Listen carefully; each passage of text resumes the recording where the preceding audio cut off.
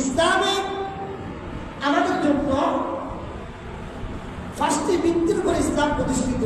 আল্লাহ হাবিব বলতেছেন, বুনিয়াল ইসলামু আলা খামসিন শাহাদাতু আল্লা ইলাহা ইল্লাল্লাহ ওয়া আশহাদু আন্না মুহাম্মাদান আবদুহু ওয়া রাসূলুহু ওয়া ইকামিস সালাহ ওয়া ইতাইজ যাকাত ওয়াল হজ্জ ওয়া সাওম রমাদান। ইসলাম পাঁচটি ভিত্তির উপরে প্রতিষ্ঠিত। শাহাদাতু আল্লা ইলাহা ইল্লাল্লাহ, আল্লাহ ছাড়া কোনো ইলাহ নাই এই কথা সাক্ষ্য দাও, এক নম্বর। এবং ওয়া আশহাদু আন্না মুহাম্মাদান আবদুহু ওয়া রাসূলুহু, রাসূলুল্লাহ সাল্লাল্লাহু আলাইহি ওয়াসাল্লাম আল্লাহর বান্দা এবং রাসূল, এই কথার সাক্ষ্য দাও।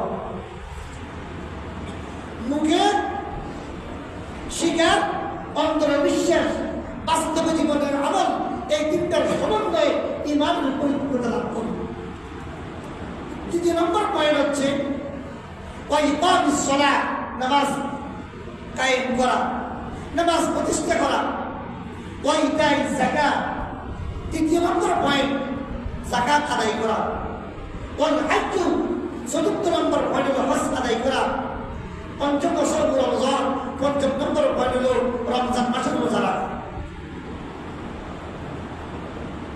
এই ইবাদতগুলো কালমাতে এই জিনিসটা বিশ্বাস, সেটা মুখের শিকার, অন্তরের বিশ্বাস।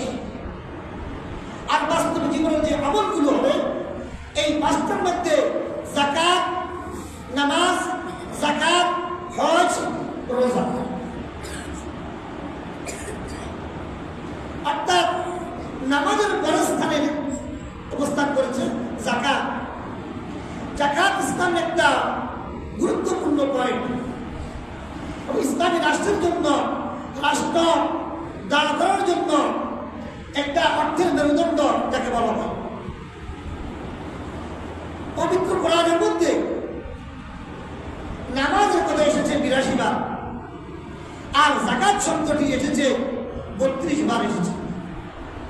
পবিত্র কোরআনের মধ্যে আকিমুস সালাত ওয়া আতুজ যাকাত, যেখানে নামাজ কায়েমের কথা বলেছে তার পাশেই যাকাতের কথা বলেছে। এই জন্য পবিত্র কোরআনে যাকাত শব্দটি ৩২ বার এসেছে। যাকাত কি?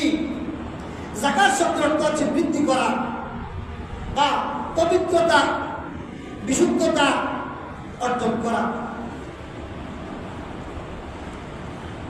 যাকাতের পরিভাষায় জীবনযাত্রা অপরিহার্য প্রয়োজন মেটানোর পর